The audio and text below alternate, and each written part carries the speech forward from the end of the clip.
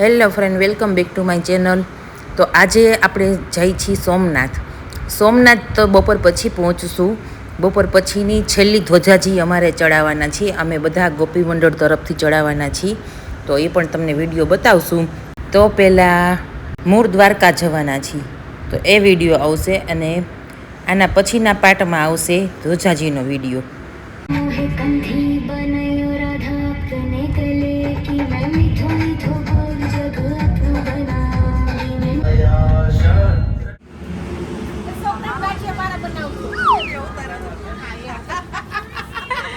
આપણે પહેલાં વાત થઈ હતી અમુક ટાઈમ પહેલાં કે સોમનાથ ધ્વજા ચડાવવા જાય ને તો તમને બતાવશું. તો આજે મંદિરની અંદર જ્યારે મોબાઈલ નહીં લઈ જવા દઈએ, પણ અમે શું શું કર્યું ને તમને કહીશું અને વિડીયો પણ બતાવશું અને ક્યાં ક્યાં જવાના છીએ. પહેલાં આમ જવાના છીએ મૂળ દ્વારકા. તો પહેલાં એ વિડીયો આવશે અને પછી સોમનાથ ધ્વજા ચડાવવા જાય ને એ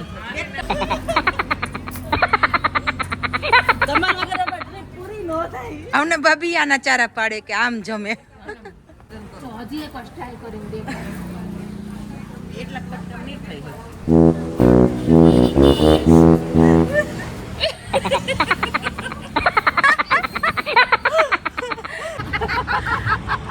કે બીચે જાવું એમ. ગાંઠિયા ચા ને ચિપ્સ ને ખાઈ ખાઈને આમ તો એનર્જી આવી ગઈ. અત્યાર સુધી તો બધા ઊંઘમાં હતા. સ્ટૂલ નાખીને બેમાં બેહાડી. અમારે બસમાં જગ્યા ન હોય તો માણસો એમ કે અમે સ્ટૂલ નાખીને બેસી જાશું, અમને લઈ જાવ. એટલી ગચાગચીમાં બેસી જાય બધાય. બોલો. તો હવે અમે જાય છીએ મૂળ દ્વારકા. તો આગળ તમને બતાવશું. તો જો નાનકડું એવું મૂળ દ્વારકા ગામ આવી ગયું છે. રણછોડ રાયની જય.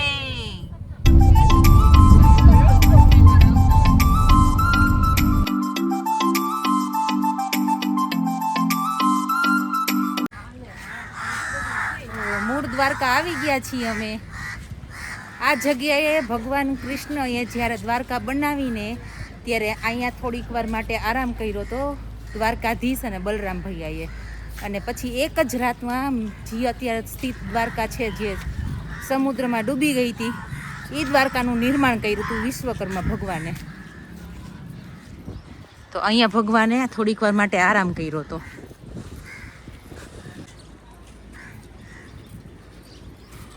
અહીંયા કુશેશ્વર મહાદેવનું મંદિર છે.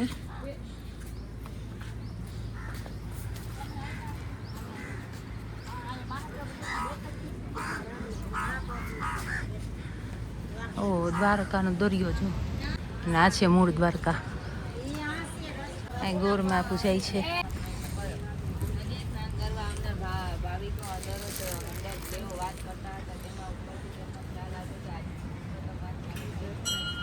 જય દ્વારકાધીશ.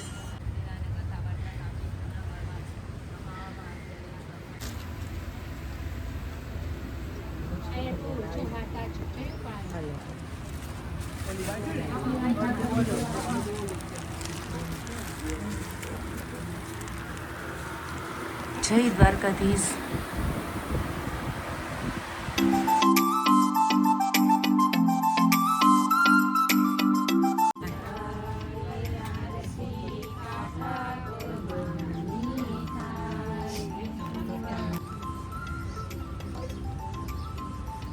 તમને એમ થતું હશે કે આ બધા લેડીઝ આટલા શાંતિથી કેમ બેઠા છે. તો આ બધા લેડીઝ વિષ્ણુ સહસ્ત્રના પાઠ કરે છે પીપળા નીચે બેસીને. અને દીપદાન કરી લીધું તે પછી પાઠ કરે છે, કેમ કે પોતપોતાના પરિવારના પિતૃના શાંતિ માટે પૂજાપાઠ થોડુંક કરી લે. અને 9 માસ પૂર્ણ થયા બાદ અત્યંત તેજસ્વી પુત્રને જન્મ આપ્યો. અતિ હર્ષી થયેલો સુદેવ વે પુત્રના જાત તક માળદા સંસ્કારો કરીને યથાશક્તિ અન્ન વસ્ત્રના દાન આપ્યા. અને પુરુષોત્તમ ભગવાનની જય.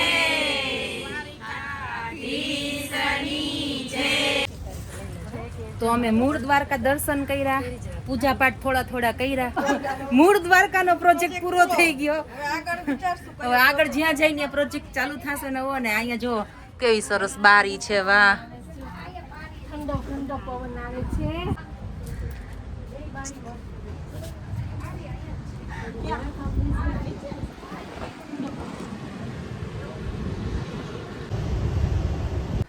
તો અહીંયા મૂળ દ્વારકાના દર્શન કરી લીધા છે અમે.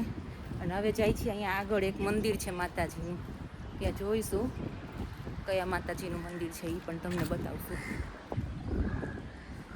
જોવા લુક બહુ સરસ છે. અહીંયા કાંઈક અદાણી કંપનીનો કાંઈક પ્રોજેક્ટ છે, શેનો છે એ નથી ખબર. અહીંયા જો આ હનુમાન બાપાનું મંદિર છે એક, અને આ બાજુ અહીં માતાજીનું મંદિર છે. દરિયા દેવીમાં ખોડિયાલ છે.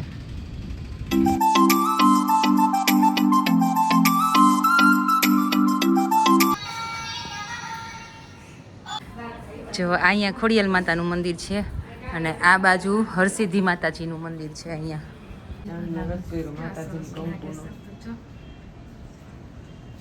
અહીંયા હરસિદ્ધિ માતાજીનું મંદિર છે અને એની આ બાજુ દરિયાદેવ બિરાજમાન છે અને આ બાજુ છે ઈંડોળાવાળી માતાજી. મેં મૂળ દ્વારકા થઈને આવી ગયા છીએ ને હવે જાય છીએ પ્રાચીના પીપળે. પરસોત્તમ ભગવાનની કૃપાથી પ્રાચીન પીપળે જળ ચડાઈ આવી અને હું રોંગ સાઈડ વહી ગઈ. મારે અહીંયા જવાનું. બોલો દ્વારકાધીશની જય, માતની જય, દરિયા દેવની જય, હરસિદ્ધિ માતની જય. સિમેન્ટની ફેક્ટરી છે અંબુજા અદાણી વાળાની. ઓકે, તો આ સિમેન્ટની ફેક્ટરી છે લેડીઝ. આ ભાઈ કે અમારે રોજનું થયું કે બાયું બાર કે જેટલી 3 કલાક રખડતી હોય તો એ ગરમી ન થાય અને બસમાં બેઠા ભેગી બફારો થાય, ગરમી થાય, એસી કરો. આ ભાઈનો અનુભવ જણાવે છે. ફૂલે એસી છે પણ કામ નથી કરતું કોઈના. એ બસવાળા ભાઈ રસ આવે ને ત્યાં ઊભી રખાવ છું સેજલબેન. બીજામાં રસ આવે ને નાળિયેર પાણી હોય તો નાળિયેર પાણી અને મેંગો આવે તો મેંગો જ્યુસ ગમે ત્યાં. જામફળ આવે, રાવણા આવે તો રાવણા પાસે. હા, બધાને ખાધા સિવાય ધંધો ગમે ઈ ખાવું. મોઢું વડલો આવ્યો ન્યા વડલો આવી જાય. રસીલાબેન ખાઓ ને ખાવું તો હોય ને કા ભાઈ બાકી વડલો ડેટા ખાવ તમ તમારે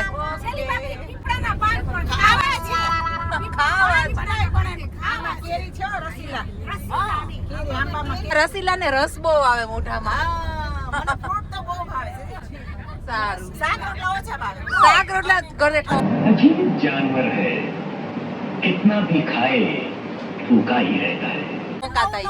ઢોસા, પાવભાજી, પછી ભજીયા. ઓહો, બહુ ભાવે. ખાવ તમ તમારે. હવે આગળનો વિડીયો આના પછીના પાર્ટમાં આવશે તો જરૂરથી જોજો અને ધ્વજાજીના ફોટા પણ બતાવશું તમને. તો આ વિડીયો અહીંયા એન્ડ કરું છું. Okay, by.